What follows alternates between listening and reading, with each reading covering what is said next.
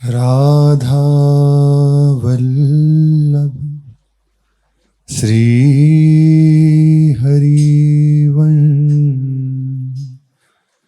राधा वल्लभ श्री हरिवंश। सत्प्रेम सिंधु मकरंद रसोगधारा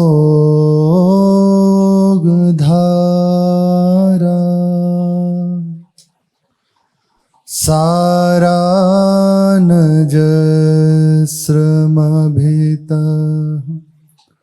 श्रवदाश्रितेषु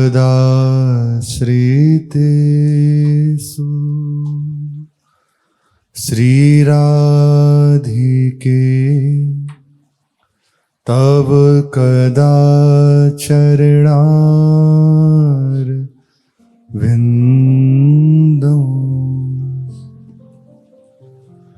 गोविंद जीवन धनम शिरसा वहामि।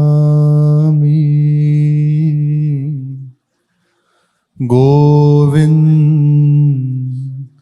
जीवन धनम शिरसा वहामि। श्री राधा वल्लभ लाल की जय। महारंकत्वे वा परम विभवे वा बहुतरे दुखे वा सुखे वा यशसि बहुले वाप्यससि।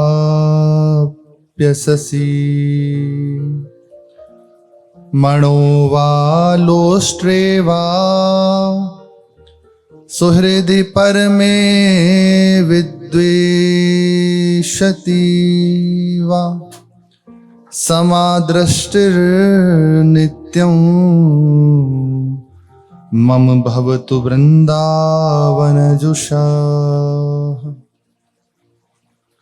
मम भवतु वृंदावनजुषा। भजन हमारा चल रहा है, हमें सत्संग प्राप्त हो रहा है, उसका लाभ हमारे हृदय में दिखाई दे रहा है, उसका रंग आ रहा है। हम श्यामा श्याम की उपासना कर रहे हैं, अपने आराध्य देव की सेवा कर रहे हैं, सत्संग कर रहे हैं, संत सेवा कर रहे हैं, तो उसका लाभ हृदय में दिखना चाहिए, उसका रंग हृदय में आना चाहिए। श्रीपाद बता रहे हैं, तुम श्री वृंदावन धाम में वास कर रहे हो, श्री गुल सरकार के चरणों की आराधना कर रहे हो, रसिकों का संग कर रहे हो, सत्संग भी कर रहे हो, नाम भी जप करते हो, वाणी जी का पाठ भी करते हो। अब हृदय में परिवर्तन होना चाहिए, ये सम अवस्था हृदय में जागृत होनी चाहिए, सम स्थिति आनी चाहिए। ये मानो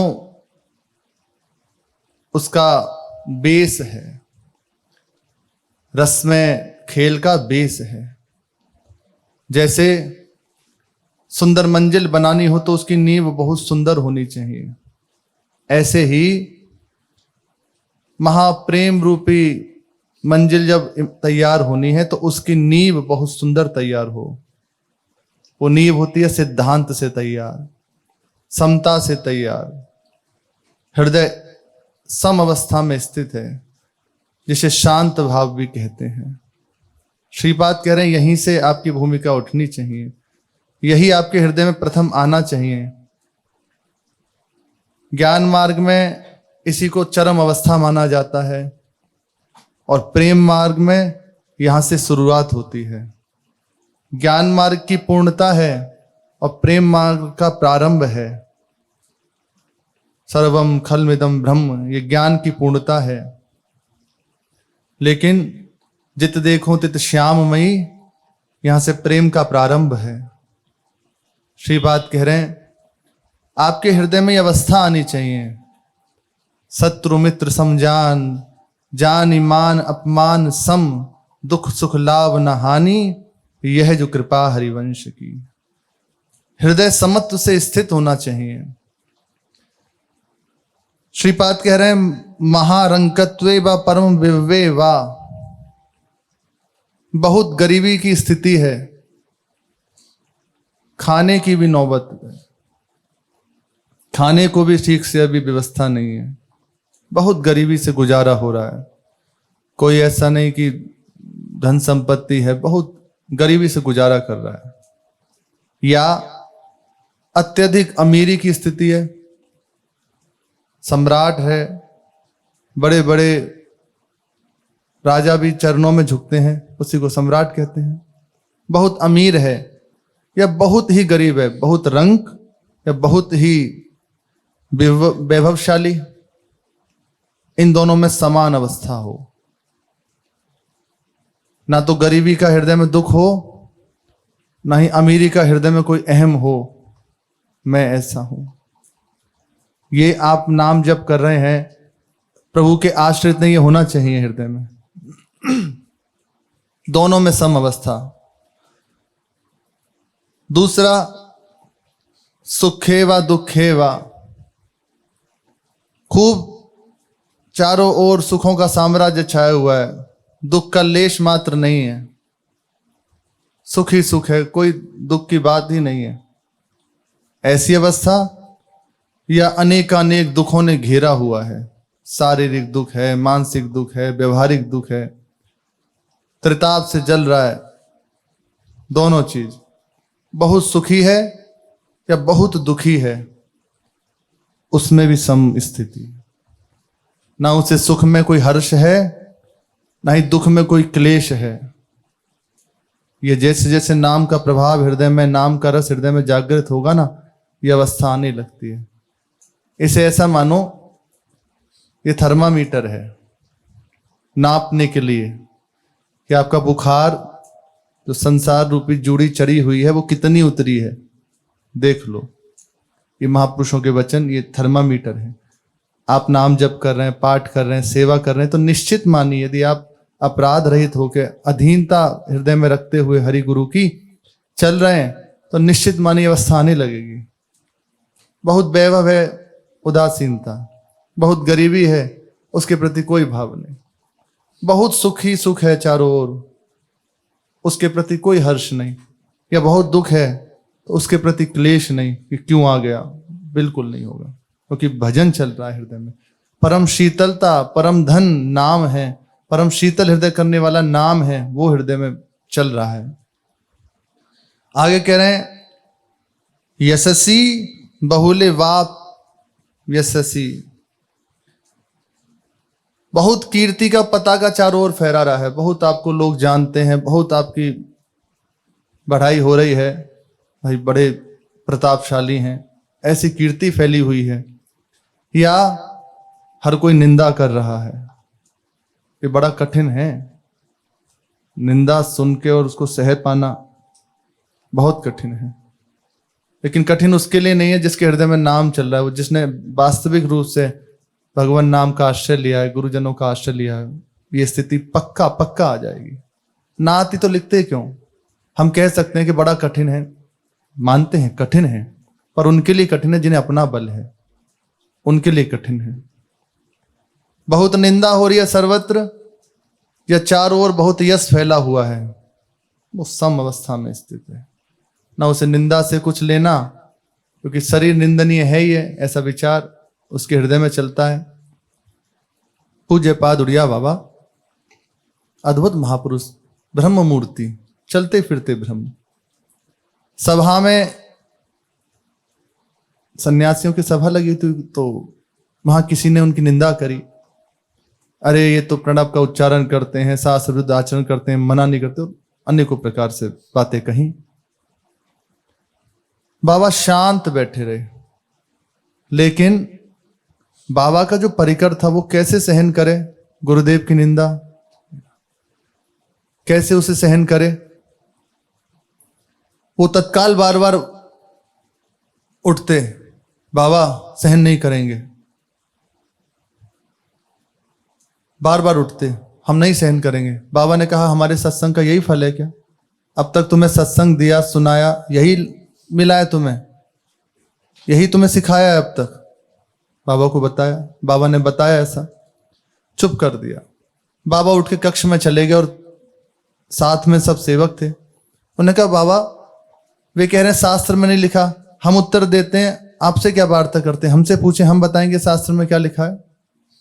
बाबा ने कहा किसकी निंदा हो रही है? बोले आप हमारे सामने आपके लिए ऐसे शब्द कह रहे हैं। बोले अब तक तुम यही सीख पाए हो, ये महापुरुषों की ही सामर्थ्य है, और उनका संग करने वालों के हृदय में ये सामर्थ्य जागृत हो जाती है। यही सीखे हो अब तक हमारे साथ से। कोई गाली दे तो बस हृदय में जलना प्रारंभ कर देना, कोई स्तुति किया तो हर्षित हो जाना। अभी तक इस से ऊपर नहीं उठे तुम लोग। किसकी निंदा कर रहे हैं? शरीर की, तो हम भी करते हैं, तो इसमें गलत बात क्या है? आत्मा की निंदा हो नहीं सकती, क्योंकि जो आत्मा तत्व उनके अंदर है वही हमारे अंदर है, तो उसकी निंदा हो नहीं सकती, तो इसमें गलत क्या है? शांत कर दिया। और खूब यश, कोई फर्क नहीं, किस बात का यश? बड़े बड़े हो गए, उनको लोग नहीं जानते, तो आज 4 दिन कौन जानेगा? यहां किसी का कुछ नहीं, बस बड़ो महत्व तो नहीं रहता महापुरुषों का। इधर श्रीपाद कह रहे हैं बहुत कीर्ति फैल रही है, बहुत यश हो रहा है, या सर्वत्र निंदा हो रही है, वो विवेक के द्वारा, विचार के द्वारा उसको काट देता है, सम अवस्था में स्थित रहता है। किसकी हो रही है? शरीर की। शरीर मरण धर्म है। आगे कह रहे हैं मरो वा मणो वा लोष्ट्रे वा कंचन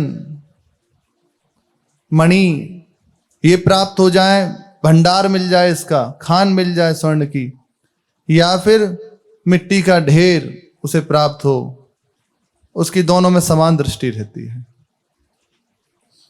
आप गुरुजनों के चरणों का आश्रय लिए हैं, नाम जप कर रहे हैं, तो निश्चित निश्चित उठते चले जाएंगे इससे, शत्रु मित्रता से, दुख सुख से, गरीबी अमीरी से, कीर्ति से, निंदा से, कंचन में कांच में बराबर बुद्धि हो जाएगी। श्रीपाद कह रहे हैं मित्र में और शत्रु में एक जैसा व्यवहार हो जाएगा, अजात शत्रु हो जाता है। अजात शत्रु हमें होना है। हमारी भावना क्या होती है कि अजात शत्रुता में कोई सामने वाला निंदा ना करे, नहीं, वो करेगा, वो उसका स्वभाव है। अजात शत्रु जो स्थिति है वो अपने हृदय की है। हमारी दृष्टि में किसी के प्रति मित्रता और शत्रुता का भेद नहीं है, सब रूपों में भगवान की वो भावना करता है। श्री युधिष्ठिर महाराज को अजात शत्रु कहा गया है। रणनीति बनाई जाती युद्ध की, कल सुबह ये युद्ध है, ये भूमिका है। दुर्योधन बहुत प्रेम से उनके पास जाता, भ्राता श्री कल क्या तैयारी है, वैसे, और सुबह उसी के साथ युद्ध होना है, वैसे ही बता देते ये भूमिका तैयार की गई है और ऐसे ऐसे कल सुबह का व्यूह रचना है। बड़ी कृपा करी, प्रणाम करके चला जाता। ठाकुर जी को पता लगी ये बात कि भैया ये तो सब हमारी योजनाओं पे, क्योंकि शस्त्र नहीं उठाएंगे, पर प्रभु है, नीति, ये तो सब योजनाओं पे पानी फेर रहे हैं। फिर कुछ दिन बाद 2 अब मीटिंग्स होने लगी, एक तो युधिष्ठिर महाराज के सामने और दूसरी युधिष्ठिर महाराज के पीछे। तो दुर्योधन को पहले तो बड़ा लाभ मिला 1-2 दिन, बाद में उसने देखा कि भ्राताश्री झूठ तो बोल नहीं सकते, पर यहां तो कुछ और ही बात, तो वो जो तैयारी किया होता था वो उसी पे भारी पड़ती थी। अजात शत्रु हृदय उनका, उसी से सामने युद्ध कर रहे हैं, वही ललकार रहा है, उसी ने अपमान किया, इतनी भी बात हृदय में नहीं। और किसी के प्रति मित्रता नहीं, सबके प्रति भगवत भाव, न शत्रुता किसी के साथ और न ही मित्रता किसी के साथ, सम अवस्था में स्थित है। समादृष्टि नित्यम मम भवतु वृंदावन जुषा, ऐसी स्थिति हृदय में धारण करते हुए मैं वृंदावन का वास करूं। मेरी दृष्टि ऐसे समान होनी चाहिए, ये अवस्था हो। भजन साधन चल रहा है तो ये आना चाहिए। किसी ने गाली दे दी, कोई बात नहीं, शरीर कोई तो दे रहा है, शरीर निंदनीय है। कोई सम्मान कर रहा है, हाथ जोड़े खड़ा है, किसकी कर रहा है? हमारी। अगर भाव करते हैं कि हमारी, तो हमारे में है क्या ऐसा? ये भेष भगवान का, गुरुजन का, मंत्र गुरुदेव का, स्वरूप गुरुदेव का, तो हमारा क्या? प्रभु का है। यदि प्रणाम भी कर रहा तो उन्हें कर रहा है। सम स्थिति, वो ना हर्षित होता है और ना ही निंदा करने पर शोकित होता है। बिल्कुल एक अवस्था। उसका ना कोई मित्र है ना कोई उसका शत्रु है। किससे मित्रता करे? स्वरूप में भगवान है। शत्रुता किससे करे? स्वरूप में भगवान है। यदि कोई प्रेम पूर्वक उसे दुलार करता है तो देखता है मेरी प्रिया जो कितनी कृपा कर रही है, और कोई यदि उसकी निंदा करता है तो वो विचार करता है कि वास्तविक मेरे हृदय में ये दोष है, मैं इसी योग्य हूं। ऐसा उसका हृदय होता है। ये हमें निश्चित मानिए बात हृदय में धारण करनी चाहिए।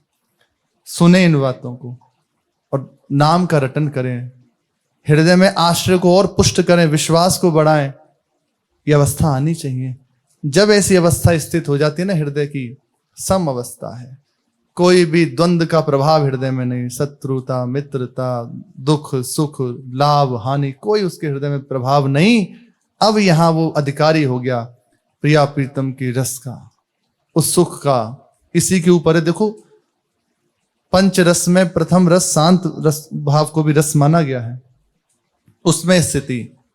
फिर सख्य रस, इसके ऊपर, उसके ऊपर वात्सल्य रस, कांता भाव, ऐसे फिर गोपी भाव, और ये महाप्रेम स्वरूपा, महारस स्वरूपा सहचरी भाव, अत्यंत एकांतिक श्री श्यामा श्याम का नवनिवृत्त निकुंज का विलास, अत्यंत इसी भूमिका के ऊपर तैयार होता है। जब हमारे हृदय में प्रश्न होता है, हम प्रश्न भी करते हैं, प्रिया प्रीतम इतने कृपालु हैं, इतने दिन हो गए, क्यों नहीं ऐसी स्थिति हो रही, क्यों दर्शन नहीं आ रहे? आज सुबह श्री महाराज जी कह रहे थे, प्रिया प्रीतम की कमी नहीं है, ठाकुर जी की कमी नहीं है। कमी हम देखें तो हमारी है, हमारी तरफ से चूक हो रही है। हम बेईमानी करते हैं अपने से। स्पष्ट शब्दों में कह रहे हैं, हम बेईमानी करते हैं। हम कहते हैं कि आपके अधीन है, आप भी के आश्रित है, लेकिन हम वही करते हैं जो हमें ठीक लगता है। आपकी बात हम तब तक मानेंगे जितनी हमारा मन पास कर देगा। हर बात में आप देख लेना, मन कोई ना कोई रास्ता निकाल लेता है। गुरु जी ने कहा है बस इस दिनचर्या में आके बैठो, मन उसमें रास्ता निकालेगा कि चलो सीढ़ी पे बैठ जाते हैं, या चलो इसी समय सेवा कर लेते हैं, मार्केट की सेवा कर आते हैं। अनेकों बातें हैं। हम तो जहां जो है वो उस भाव से समझ ले, वो उसी समय उसमें कोई ना कोई मन रास्ता निकालेगा। अरे हमें तो बड़ी सेवा रहती है, बहुत हम व्यस्त हैं, हम नहीं बैठ सकते। अच्छा, ये तो बाहर वालों के लिए, अपने लोगों के लिए थोड़ी, अपने के बैठ के क्या करना, हमें इससे हो गए। ये मन रास्ता निकालता है। तो देखो, उनकी आज्ञा में उसने पैर निकाल दिया। तो कहाँ हैं हम इस मन के अधीन है, गुरुदेव के अधीन है। देखो, अपने हृदय को देखना है। देखो, अपने से कभी कपट ना करे, अपने से तो बिल्कुल मत करो। अपने लिए तो कम से कम ये होना चाहिए, अपना स्वयं का एक बार चिंतन होना चाहिए। पूज्य भाई जी महाराज कहते थे उनके वचनों में कि सुबह से शाम तक जो आपकी दिनचर्या हुई है, सोने से पहले एक बार उसका चिंतन करे कि प्रातः काल से लेकर इस समय तक मेरे से क्या हुआ, क्या असत हुआ, क्या सत हुआ, कितनी आज्ञा पालन करी, कितनी मनमानी करी, अगर एक बार चिंतन करना चाहिए। पूज्य महाराज जी प्रायः पहले अपने जनों को आज्ञा करते थे कि पूरे दिन में थोड़ी देर, मानो जो भी दिनचर्या हुई उसके बाद रात्रि में थोड़ी देर शांत भाव होके बैठ जाओ। ऐसे शांत बैठो, कुछ नहीं करना, माला भी रख दी, सब कोई प्रयास नहीं कर रहे किसी कार्य का, बस देख रहे हैं हृदय में क्या चल रहा है। तो पूरे दिन का वो दिखा देगा आपको रिजल्ट, क्या आपने सुबह से शाम तक किया है, पूरा रिजल्ट आपको बता देगा। हमें अपने से ईमानदार होना। देखो, भगवत प्राप्ति हमें होनी है, प्रिया प्रीतम हमें मिलने, आपको मिलने हैं, ये आपकी बात है, लेकिन हमारी दृष्टि में तो आप ही हमारे प्रिया प्रीतम हो, क्योंकि सब रूपों में भगवान को देखना है, तो आप कोई और थोड़ी हो। हमारे प्रिया प्रीतम चिद चिद लक्षणम सर्वम राधा कृष्णमयम जगत, दूसरा कोई है ही नहीं। हमें श्री जी मिलनी है, हम वृंदावन आए हैं प्रिया प्रीतम से मिलने के लिए। तो हमें अपने लिए विचार करना है कि किस लिए, कहाँ हूं, कहाँ मेरा हृदय है, क्या चल रहा है। निश्चित मानिए रोज अपने हृदय को एक बार देखना चाहिए, क्या मैं ठीक चल रहा हूं, जैसे आपको लगे कि बहुत गड़बड़ी है, ऐसा है, तो हम अपने ठाकुर जी के सामने बैठ के अपनी बात रख देते हैं। यहां चिंता की बात नहीं कह रहे, चिंतन की बात हो रही है। हमने अपने चित्त को देखा, दिखाई दे रहा है ये तो अभी ठीक नहीं है, तो हम अपने प्रभु के पास बैठे हैं। ये कोई मूर्ति नहीं है, छवि नहीं है, साक्षात विराजमान है। उनके समीप बैठे और उनसे कहें, प्रभु आपकी कृपा से ये सौभाग्य मिला, आपके चरणों का आश्रय मिला, धामवास मिला, लेकिन नाथ जैसा हम सत्संग में सुनते हैं कि ऐसे ऐसे अवस्थाएं होती हैं, प्रभु वो मेरे हृदय में मैं देख पा रहा हूं कि बिल्कुल कुछ नहीं है। जरा सी कोई स्तुति कर दे तो फूल जाता हूं, कोई निंदा कर दे तो क्लेशित होता हूं, किसी से राग है, किसी से द्वेष है, ये वृत्ति चल रही। प्रभु अब आप देख लीजिए, आपकी शरण में हूं, अब आप संभालना चाहो तो संभाल दीजिए, वो हमसे करा लीजिए जिससे आप ये सब आती हो, जिससे आप रीझते हो, आप देख लो प्रभु, क्योंकि अब मेरा इसमें कुछ नहीं, आपका ही सब है। मेरे से यदि गलती होगी तो बदनामी आपकी होगी, मेरा कुछ नहीं बिगड़ेगा। नाथ आपका जो शरणागत है उसके हृदय में विश्वास बढ़े, ऐसी आप कृपा करें। कहीं ऐसा ना हो जो मैंने महिमा सुनी है, कहीं मेरा हृदय ये मन मुझे आपके विपरीत न ले जाए। इतनी बात है को निश्चिंत हो जाए, फिर अपने नाम जप में लग गए। आप देखना आपके चित्त का परिवर्तन होने लगेगा, हृदय में आपको दिखाई देगा कुछ बदल रहा है, बेरुखी सी सबकी ओर दिखाई देने लगेगी, कुछ अच्छा नहीं लगेगा। यही तो चाहिए, कुछ सुहाता नहीं है, श्यामा श्याम की ओर वृत्ति खिंच रही, ऐसे होता है। विचार करना चाहिए, भगवान ने इसीलिए सत्संग दिया, सत्संग से विचार जागृत होता है, विचार हुआ तो मोह का नाश हो जाता है, और जहां मोह का नाश हुआ तो प्रभु के चरणों में दृढ़ अनुराग हो जाता है। होए सत्संग मोह भ्रम भागा, तब रघुनाथ चरण अनुरागा। जैसे मोह का निवारण होता है वैसे वैसे अनुराग जागृत होने लगता है प्रभु के चरणों में। हमें विचार करना चाहिए, और ये अवस्था उस उपासक के हृदय में बड़ी सहजता से आ जाती है जिसने अपने मन को, अपने तन को, अपनी वाणी को गुरुजनों के अधीन कर दिया है। गुरु पूर्णिमा क्या है? गुरु चरणों का आश्रय लेके पूर्ण हो गया, पूर्ण स्थित हो गया उनके चरणों में, बस अपना सारा भार उनको दे दिया। यही पूर्णिमा है जीवन की। लाभ तो तब है कि उनकी बात में अपने आप को मिटा दिया, बस अब सच्ची पूजा हो रही है। ऐसा उपासक कभी ना मिले प्रकट में आके, कभी कोई बाहर से ऐसा दिखाई दे कि हो सकता है ना कुछ करे, लेकिन उसकी पूजा हो रही है, वो प्रतिपल अपनी श्वासों के द्वारा पूजन कर रहा है। पूज्य महाराज जी से किन्हीं सेवक ने, उनके आश्रित जन ने पूछा, आप कैसे प्रसन्न होंगे, आप किससे रीझेंगे? एकांत में बैठे हुए थे, तो सच्ची पूछते हो कि आप कैसे रीझेंगे? मुझे और कुछ नहीं चाहिए। बोले एक एक श्वास को भगवत समर्पित कर दो, यही हमारी प्रसन्नता का हेतु है। कोई भी श्वास अब शरीर संसार के उसमें ना जाए। यदि हमें प्रसन्न करना चाहते हो, हमारी सेवा करना चाहते हो, सबसे बड़ी सेवा यही है कि एक एक श्वास को समर्पित कर दो, भगवत अर्पित कर दो। तन से, मन से, वचन से, वाणी से, मन कुछ और हो ही ना, केवल उनके लिए जीवन हो जाए, वो जीत जाता है, जीत जाता है। शिष्य का माना सदगुरु, गुरु झिड़के लख बार, सहजो द्वार न छाड़िए, यही धरना धार।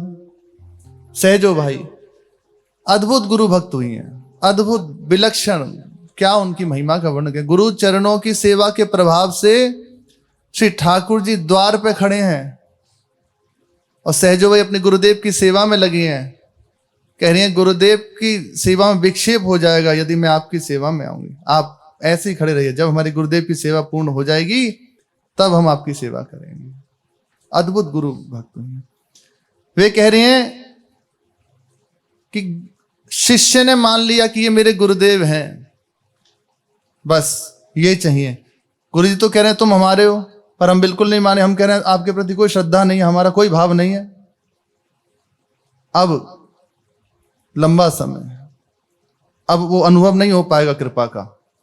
गुरु जी झिड़क रहे हैं, गुरु झिड़के लख बार, हम तुझे जानते नहीं, मानते नहीं, दूर हो जा हमारी दृष्टि से, देखना ही नहीं चाहते। और इसके जीवंत उदाहरण है श्री एकलव्य जी। स्पष्ट श्री द्रोणाचार्य जी ने मना कर दिया कि हम केवल क्षत्रिय पुत्रों को शिक्षा देते हैं, तुम्हें नहीं दे सकते, हम नहीं मानते, हम तुम्हें शिष्यत्व नहीं देंगे। कोई बात नहीं, मैंने आपको स्वीकार कर लिया। चरण रज को मस्तक पे लगाया और एकांत में गुरुदेव के विग्रह को बनाया वृत्तिका से और आराधना में लग गए। तो वचन दिया था कि सबसे बड़ा धनुर्धर तुझे बनाऊंगा, अर्जुन जी को।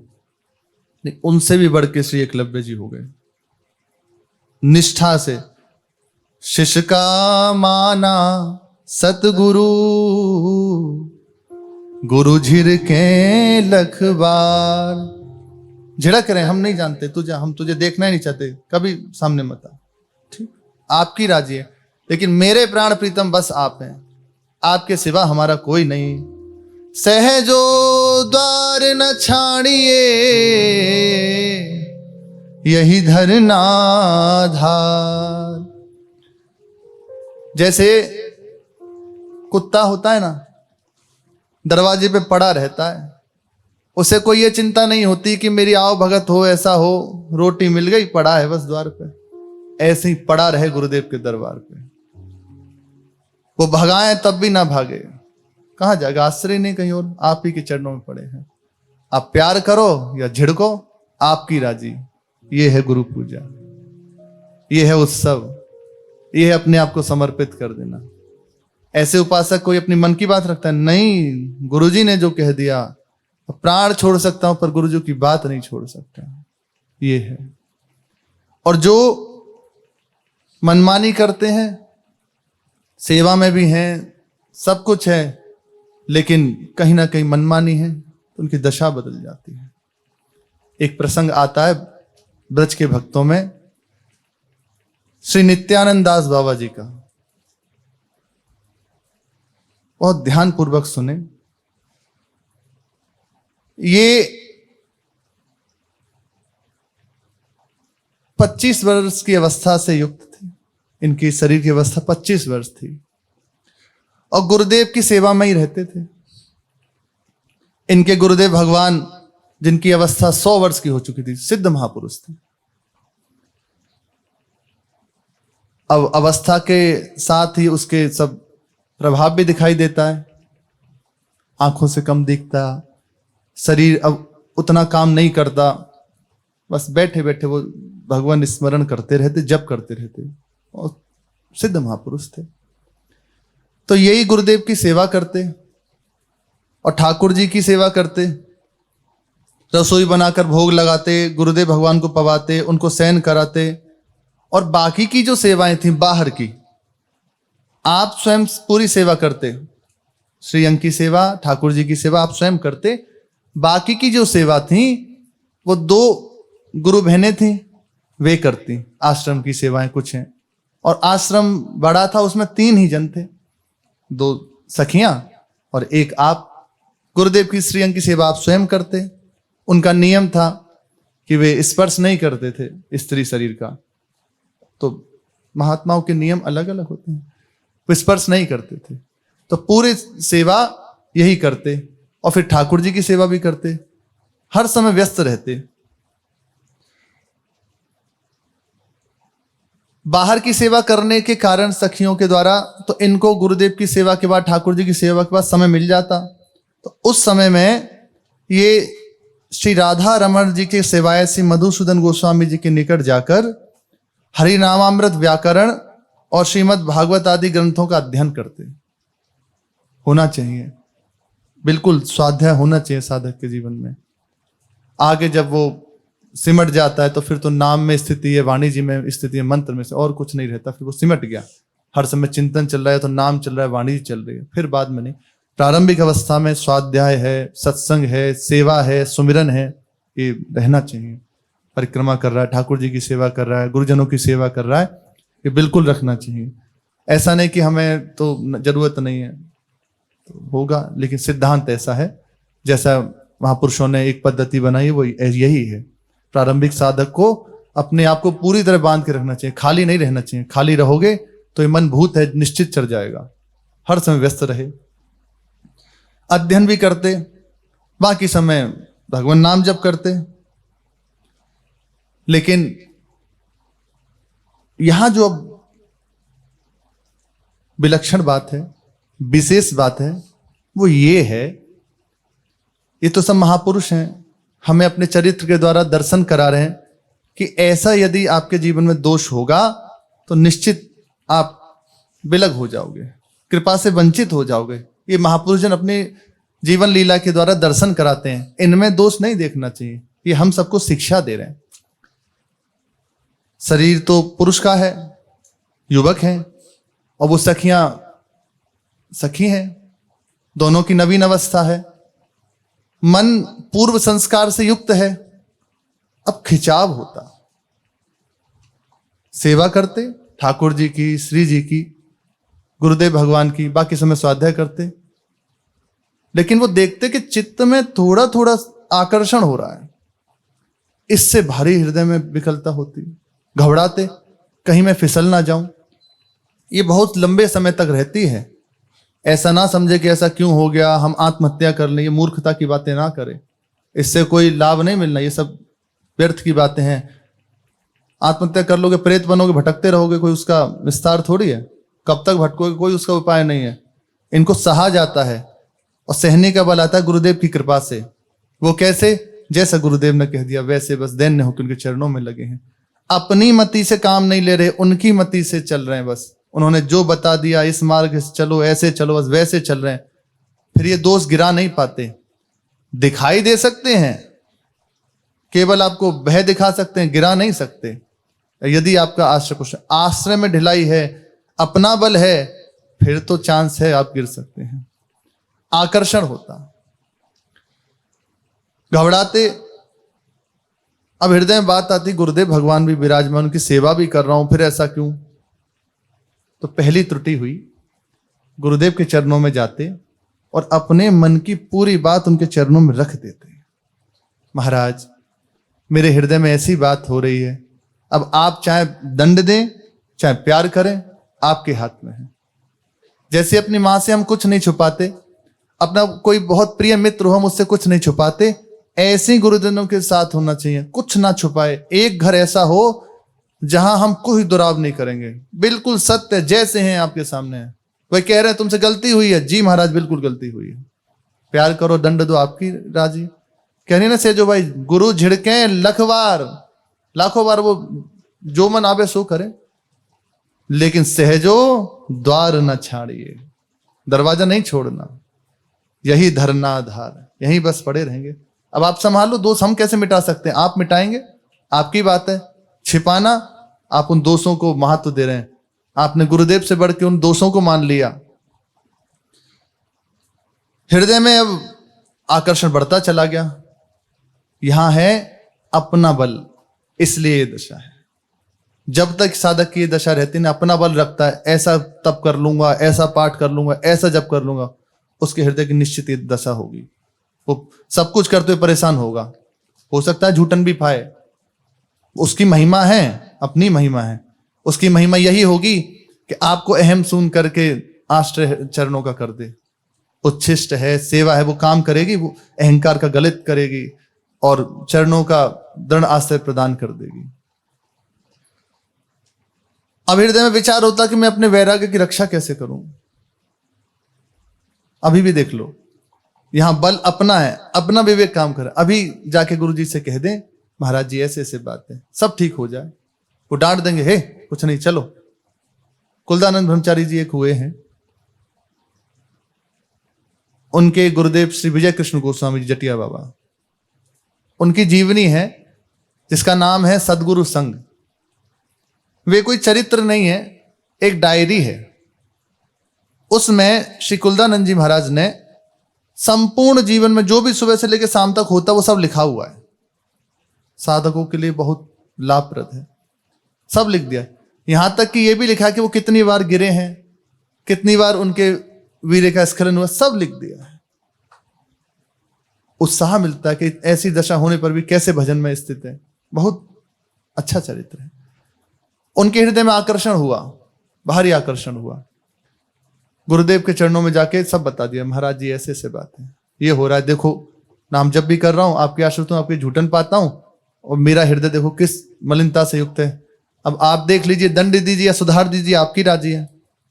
तो बड़े प्रेम से बस इतना कहा, अरे कुलदा क्यों इन पे तू ध्यान देता है, छोड़, नाम जप कर।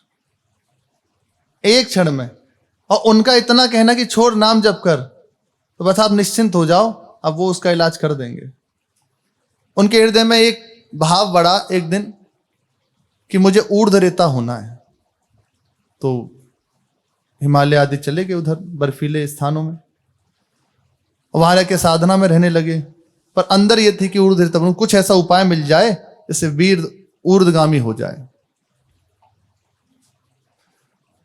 पर क्या करें, बार बार त्रुटि होती। तो ऐसे चिंतित बैठे थे, और गुरु जी के चरणों का तो आश्रय था ही दृढ़, भरोसा दृढ़ था उनके हृदय में गुरु जी के चरणों का। अब लीला हुई, यहां परीक्षा हुई कि तुम चाहते हो कि ऐसा हो जाए, तो किनसे चाहते हो, गुरु जी से चाहते हो या किसी और से चाहते हो। तो एक महात्मा उनके समीप आए और आके कहा, तुम वीर्य को ऊर्ध्व करना चाहते हो। सिद्ध महापुरुष थे। तो जी महाराज आपको कैसे पता? बोले हमें पता है, ये लो, ये ताबीज बांध लो, और ये जड़ी है, इसका सेवन कर लो, तुम्हारे हृदय में जो कामना है पूर्ण हो जाएगी। उन्होंने तो बड़ा आनंद का अनुभव किया, यही तो चाहते थे कि मेरा वीर ऊर्ध्वगामी हो जाए। ले ली। जो ही महात्मा गए, उनके हृदय में भारी जलन शुरू हो गई कि मैं क्यों इनसे ली ये जड़ी, ये ताबीज। क्या गुरुदेव के भरोसा नहीं है, उनका आश्रय नहीं है? एकदम विवेक जागृत हुआ, विचार हुआ, भरोसा ऐसा प्रबल हुआ, वो हाहाकार मच गया। तुरंत वहीं बर्फ में जहां वो थे, वहां पहाड़ पे फेंक दी उस जड़ी को, फेंक दी उसी को वहीं, कि नहीं लूंगा। अरे गुरुदेव के आश्रित हूं, गुरुदेव अगर देना चाहें तो दें, ना दें तो मैं ऐसा ही हूं जैसा भी उनका हूं। अब संध्या को जब गुरुजी से मिले तो मुस्कुरा दिए गुरुदेव भगवान, तू यही तो चाहता था कि ऊर्ध्वरेता हो जाए। वे महात्मा आए थे, बताया नहीं है अभी कुछ भी, कुछ नहीं बोला, वो गए हैं बस ऐसे ही कहने लगे तू यही तो चाहता था। वो महात्मा आए थे, तुझे उन्होंने व्यवस्था भी करी, इसकी कैसे युक्ति भी बताई, क्यों फेंक दी? बोले इसलिए फेंक दी महाराज, उनकी जड़ी से ही काम बनने आया क्या? वो जड़ी से जो होना वो तो आपकी कृपा दृष्टि से हो जाएगा, और कृपा दृष्टि करो मत करो आपकी राजी। अब आपको ऐसे ही रखना है तो आप कीजिए हो, और आपको यदि ऊर्ध्वरेता बनाना तो आप बना लो। मैं ऊर्ध्वरेता ब्रह्मचारी हो गया, इसलिए उनके नाम के आगे कुलदानंद ब्रह्मचारी लिखाया जाता था। ऊर्ध्वरेता हो गए, गुरुदेव की कृपा दृष्टि से हो गए। कोई भी यदि बात है तो उनके चरणों में रख दो, वो निश्चित आपको उसका उत्तर देंगे, उसका समाधान कर देंगे। उन्होंने इतना कह दिया ना कि अरे ध्यान को देता है, छोड़, सब निश्चिंत रहे, बस अब निश्चिंत हो जाओ, वो सब ठीक हो जाएगा, पक्का ठीक हो जाएगा, पक्का ठीक हो जाएगा, विश्वास कर लो। इतना कहने मात्र से अब उनके हृदय में ये संशय होने लगा, वैरागी की रक्षा कैसे करूं, कहीं मैं गिर ना जाऊं। ये होता है साधक के हृदय में, लेकिन हृदय में एक भरोसा भी होता है, मेरी श्री जी हैं, मेरे गुरु जी हैं, वो मुझे बचा लेंगे, वो हमें संभाल लेंगे, ये भरोसा भी होता है। अब इतना उनके हृदय में चिंता बढ़ी कि क्या करूं, ये समस्या बढ़ती जा रही है, हृदय में काम विकार बढ़ता जा रहा है। कई महापुरुषों के समीप गए, गुरु जी के समीप नहीं गए, गुरु जी से नहीं कहा। उनके हृदय में था कि गुरुदेव भगवान तो वृद्ध हैं और उनका होना ना होना बराबर ही है, अब क्या उनसे कहूं, उनकी तो सेवा ही कर रहे हैं और वो तो क्या करूं। तो देखो गुरुदेव के प्रति अभी सर्वस्व भाव नहीं है, परम ब्रह्म भाव नहीं है, इसलिए ये दर्शन करा रहे हैं हम इनके। आप ऐसा मत समझे कहीं दोष है, इन महापुरुषों की लीलाओं में दोष नहीं है, ये दर्शन इसीलिए करा रहे हैं कि उदाहरण बन सके साधकों का, जहां हमारी त्रुटि हम उसको संभाल सकें। महत्पुरुषों के समीप गए, उनसे कहा मेरे हृदय की ऐसी ऐसी अवस्था है, अब मैं क्या करूं, आप मुझे कोई रास्ता बताएं, क्या मैं आश्रम छोड़ दूं? ये है मैं, ये बैठा हुआ बल। बाहर से तो दिख रहा है कि आश्रित हैं और सब सेवा भी कर रहे हैं, ऐसा भी है ये, लेकिन अंदर की बात ये है,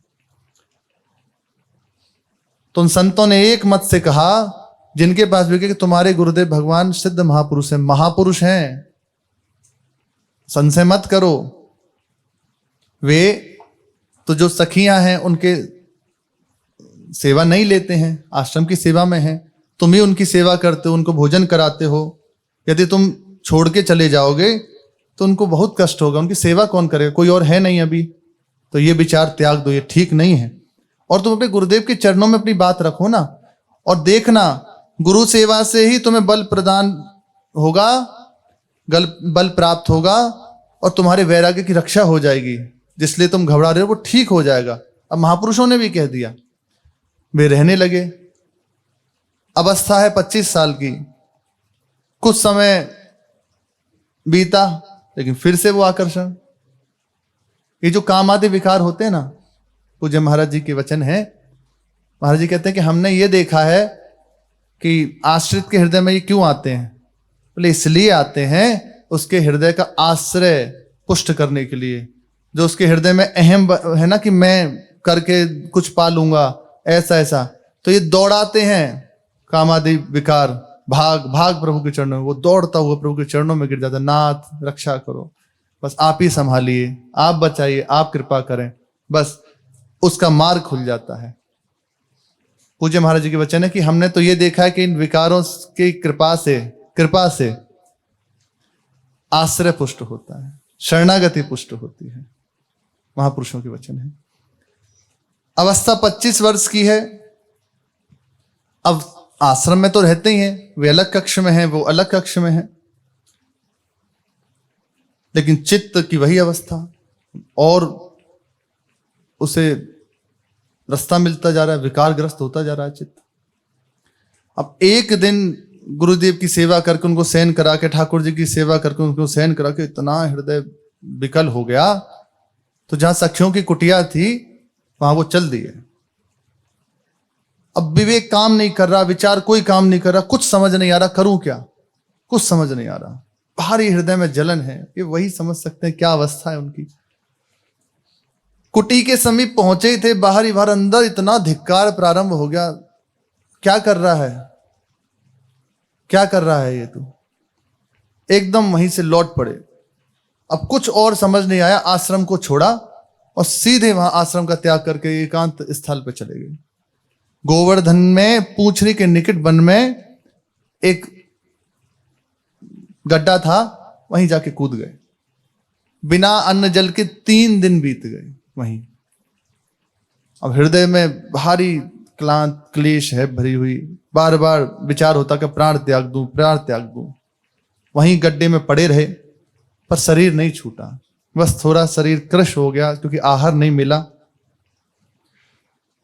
तीसरे दिन अर्धरात्रि में एक सहसा एक दिव्य शक्ति ने उस गड्ढे से निकाला और बाहर खड़ा कर दिया उन्हें। कौन थी क्या थी कुछ पता नहीं, उस गड्ढे से निकाला और बाहर निकाल खड़ा कर दिया और कहा, मरता क्यों है, जा नाम संकीर्तन कर, नाम संकीर्तन कर, सब ठीक हो जाएगा। और वो अंतर ध्यान हो गई सब। वो देख नहीं पाए वो कौन थे, वो कोई और नहीं थे, गुरुदेव थे।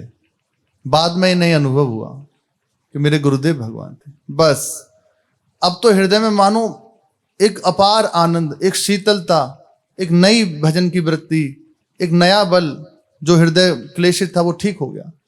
और वहां से तुरंत चल दिए। अंदर विचार करते जा रहे हैं, ये कौन था जो बरबस खींचकर हमें बाहर ले आया, मेरे तन और मन में एक नए प्राण फूंक दिए, ये कौन है अहेतु की कृपालु। कुछ समझ में उस समय तो नहीं आया, फिर उस विचार क्या कोई दैवी शक्ति होगी और उसी ने मेरा मार्ग प्रशस्त किया है, मार्गदर्शन किया है, और चल दिए। उसके उपरांत वे एक नए बल से युक्त हुए, नई स्फूर्ति से युक्त हुए, नए उत्साह से भरे हुए नई दिशा की ओर बढ़ने लगे। सीधे सीधे भगवान नाम कीर्तन करते हुए मार्ग में चले जा रहे हैं और मानसी गंगा के तट पर जाकर एक जीर्ण कुटी थी। पहले तो चारों ओर लता ही लता, तो वहां उस लताओं के मध्य में एक जीर्ण शीर्ण कुटी थी, वहीं पे रहकर भगवान नाम कीर्तन करने लगे। अब तो क्या था कीर्तन करने से हृदय में बड़ा आनंद होने लगा। 2 ही दिन बीते कीर्तन करते हुए, अब हृदय आनंद से भरा हुआ। एक साधक पहुंचे उनके समीप और साधक ने कहा, तुम्हारे गुरुदेव भगवान तुम्हें बुला रहे हैं, चलो आश्रम में। तुम बिना कहे चले आए। पर जब तक वो वहां थे अकेले 2 दिन तक, उनके हृदय में एक विचार चलता रहता, पता नहीं मेरे गुरुदेव भगवान कैसे होंगे, किसने उन्हें प्रसाद दिया होगा, किसने उनकी सेवा की होगी, ठाकुर जी की सेवा किसने की होगी, कुछ पाया होगा नहीं पाया होगा, उनका स्वास्थ्य कैसा होगा। ये चिंतन खाया जा रहा था। कई बार विचार होता, क्या मुझे आश्रम चलना चाहिए, मैं लौट जाऊं। फिर होता कि नहीं नहीं, फिर कहीं वैसी स्थिति ना हो जाए। इस उहापोह में थे, हृदय में आनंद था, नाम कीर्तन कर रहे थे, बार बार चिंतन वही बना हुआ था। अब गुरुदेव की अहेतु की कृपा, एक साधक पहुंचे, उन्होंने कहा, गुरुदेव भगवान ने तुम्हें बुलाया है। रोष नहीं किया, दुलार पूर्वक, चलो तुम्हें बुलाया, चलो वहां। बस अब हृदय में आया कि गुरुदेव भगवान मेरे बारे में कैसे जाने कि मैं यहां हूं, उन्हें कैसे पता कि यहां रह रहा हूं। जब से मैं यहां आया हूं तो कोई भी मेरे परिचय का तो यहां मुझे दिखा नहीं है। जरूर जरूर गुरुदेव भगवान दिव्य दृष्टि संपन्न है, मैं पहचान नहीं पाया। अंदर से क्षमा याचना की, मैं उनके विषय में कुछ जान नहीं पाया। जरूर उन्होंने अपनी दिव्य दृष्टि से सब कुछ जान लिया कि मैं कहाँ रह रहा हूं, क्या मेरी अवस्था है। बस उनके लिए कोई आश्चर्य की बात नहीं है, वे तो कृपा में है, भगवान है वो, चलो। और दूसरे दिन ही वहीं उनके सुबह ही सुबह उन्हीं साधक के संग चल दिए, तो सुबह सुबह तक पहुंच गए गुरुदेव भगवान के समय, जाके चरणों में प्रणाम किया। और जो ही वो आए, इतने प्रसन्न हुए गुरुदेव भगवान, और हृदय से लगा लिया। यह है गुरुदेव का प्यार। हम त्याग कर सकते हैं, वो नहीं छोड़ सकते। लेकिन यहां सहजो भाई कह रही है कि मानो उनकी कोई लीला है, वो झिड़के तब भी द्वार ना छाड़िए। अब आगे क्या हुआ, तो शेष चर्चा। श्री राधा वल्लभ लाल की जय।